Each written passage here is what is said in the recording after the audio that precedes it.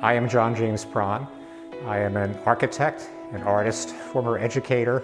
I co-chair the exhibitions committee of the Da Vinci Art Alliance, where we look at the proposals that artists bring and make recommendations to help set the diverse and quality art exhibits of the upcoming year. One thing that we don't do is 3 or 4 times a year we have all member shows, which are unjuried. They are not given awards. Everybody is equal, and all of the 150 plus members of the gallery each bring in and submit their own artworks for display in the galleries. This is one of those all-member shows, but it has a different kind of twist. Because of COVID, the artists cannot be here to actually enjoy the shows. We're very much a family. We have been in this gallery neighborhood since 1931. And the receptions, the wine and cheese, the getting together has always been a very, very positive aspect of community about this gallery.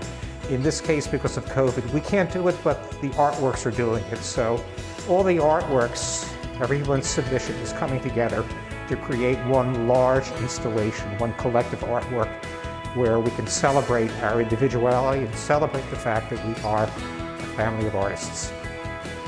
Another aspect of what is unique about the show is we are also working with the students of Jefferson University, the design students who design artifacts, design furniture, spaces, buildings, neighborhoods as well. And we are thereby making the show intergenerational, you might say. The younger generation, full of creative ideas, full of imagination, naive and wonderfully imaginative ways, is coming together and bringing their ideas to an older generation. As a former teacher, I know very much how much I've learned from what students have brought to me, from their own points of view. At the same time, you have the older generation, you have the wisdom of the elders, something that's valued in some cultures, but I also think that the elders, the established artists, have a lot to bring to the students as well. So this is really a coming together of 2 very different generations, and we have a lot to talk about. One thing that is interesting about this particular show was how we brought it together. We organized everything on a grid. Every artist, every student gets one box of the grid, and the grid is really based on the grid of Philadelphia. So everybody gets a block. Everybody can create what they want. The students, of course, are very much into environmental issues and spatial issues and new technological ways of manufacturing issues. The artists, much more freewheeling, are into very creative explorations of everything and anything, except maybe the need to kind of solve functional problems. And so we're bringing them together to create this installation where I think you're going to see there's a great deal of vibrancy, a great deal of students presenting their projects next to artists presenting their projects.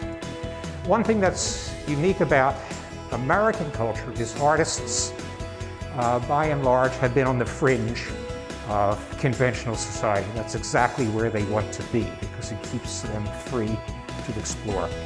Other cultures were not always that way. China, under the emperors, very much controlled what was Chinese architecture, Chinese art, Chinese style, Chinese colors, Chinese paintings. Louis XIV in France did the same thing. He formed his academies, and they controlled exactly how artists were trained to make buildings, to make artwork. And he's created wonderful environments. Paris and Versailles is an example of that kind of control. Likewise, historic Beijing and the palaces of that kind of control. But that's not very American. So what we've done here is we have asked the artists to take part in helping to shape the city that they live in on an equal basis with designers. So I think what you're going to see in the exhibit itself is a tremendous diversity, tremendous vitality in terms of what's going on.